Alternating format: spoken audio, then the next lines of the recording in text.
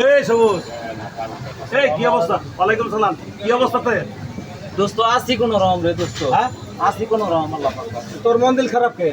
মন দিল খারাপ দোস্ত, একসাথে চলছি আমরা, কিন্তু এক মার্কেটের ভাইয়ের মতো আমরা চলছি। হ্যাঁ চলাফেরার ভিতরে কোনোদিন তো বলতে পারবে না যে বন্ধুত্বের ভিতরে কোনো শত্রুতা হয়েছে বা কোনো রাগারাগি হয়েছে বা কোনো বিরোধ হয়েছে আমরা। না না না। কিন্তু দোস্ত তোর কাছে আমি একটা ছোট্ট একটা আবদার করবো, হ্যাঁ সেই আবদারটুকু রাখবে দোস্ত, কথা দে। আচ্ছা ক দেখি তোর কি আপনার আছে। তুই আগে কথা দে দোস্ত, আমার রাখবে। আর ঠিক আছে, রাখার মতো হইলে তো অবশ্যই রাখবো। তোর কাছে আমি ছোট্ট একটা আবদার করবো, ছোট্ট একটা বিশেষ শিশি দিবে আমাকে, বল কথা দে। বিশেষ শিশিকে? যারা আমি ভালোবাসতাম হ্যাঁ। সেও আমাকে ছেড়ে গেছে। আচ্ছা যারা আমি বাসায় যাই দোস্ত শান্তি নাই, হ্যাঁ অশান্তি।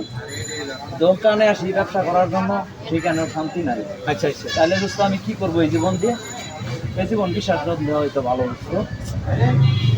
ঠিক আছে, তোর বিষয়টা আমি বুঝতে পারছি। মানুষ আসলেও কষ্টের মাঝে, যন্ত্রণার মাঝে থাকলে যা হয়, তোর ঘরেও শান্তি নাই, ব্যবসা বাণিজ্যে তা আইয়া হেনেও শান্তি নাই, তারপরে যারে ভালোবাসস তার কাছেও তুই মূল্যায়ন পাস না, বা তোর একটা আশা ভরসা দেয় না, তোর মনের মধ্যে অনেক কষ্ট, বুঝতে পারছি। তো এই কষ্টের লিগে তুই বিষ খাইতে চাইতেছ?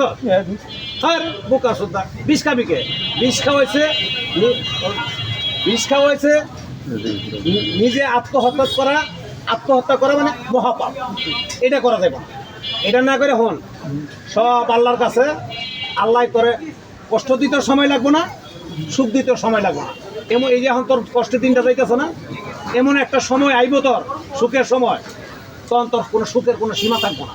তোর আশেপাশে সব লোক গুড়গুড় করবো, তখন যেরকম লোক সেই করে, আর তখন গুড়গুড় করবো, তখন সবুজ রে সালাম দিয়ে কথা বলবি।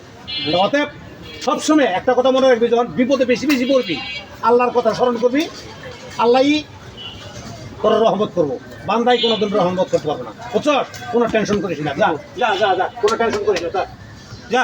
আমি যেটা কইছি এটাতে চলবি, সবসময় আল্লাহর দিকে তাকায় থাকবি, ঠিক আছে?